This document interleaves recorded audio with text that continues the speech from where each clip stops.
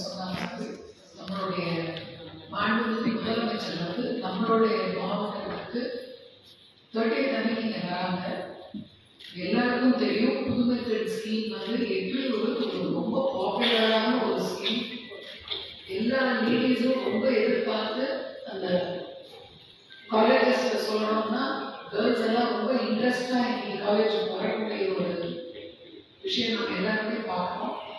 அதற்கு அடித்தளம் அமைச்சு கொடுத்தது இந்த புதுமை பெண் திட்டம் தான்.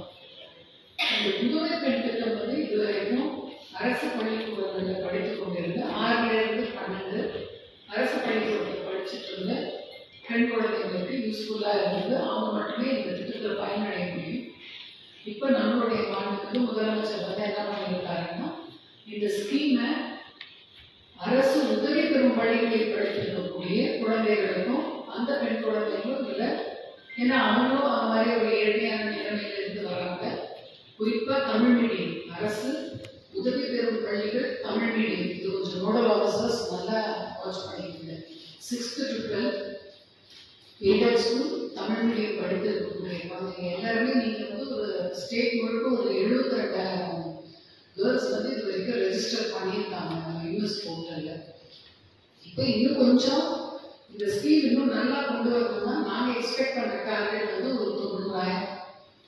ஏன்னா நம்மளுடைய யூஎஸ் டேட்டா பேஸில் பார்க்கும்போது காமராஜ் கல்லூரி முதல்வர் வந்திருக்கிறாங்க மற்றும் பல்வேறு கல்லூரிகளில் கலந்து கொண்டுள்ள நோடல் ஆஃபீஸர்ஸ் உள்ளிட்டவங்க அத்தனை பேருக்கும் நமக்கு வணக்கம். நம்முடைய புதிய திட்ட தொடக்க விழா நிகழ்ச்சி எய்டட் ஸ்கூல்ல 6th to 12th படிச்சுட்டு எங்களுக்கு நம்ம தொடக்க விழா நிகழ்ச்சி முதலமைச்சர் நேரடியாக நம்மளுடைய ஊருக்கு வராங்க.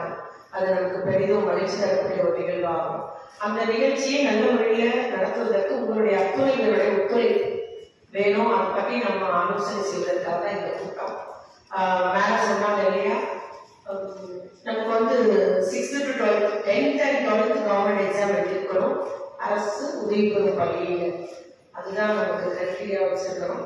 நிறைய பேர் வந்து 10th வந்து மெட்ரிக் படிச்சிருப்பாங்க மேடம், இல்லை சிபிஎஸ்சி படிச்சிருப்பாங்க. அதுக்கப்புறம் இந்த மெடிக்கல் காலேஜ் இன்ஜினியரிங் காலேஜ் போகிறதுக்காக 11th 12th ஸ்டேட் போர்டு வந்திருப்பாங்க. அந்த மாதிரி இருக்கிறவங்க இதில் பண்ண முடியல. பட் சில ஸ்கூல்ஸே இருக்கு, 8th வரைக்கும் தான் எய்டட் இருக்கும், +2 வரைக்கும் கிடையாது. சில 10th வரைக்கும் இருக்காங்க, 11th 12th எய்டட் கிடையாது. அதனால இந்த நம்பர்ஸ் வந்து கொஞ்சம் நமக்கு மிஸ் ஆகும். நல்ல கிளியரா நம்ம சொல்லியிருக்காங்களோ அவங்க அனைவரும் உயர்கல்வி படிக்க வேண்டும்.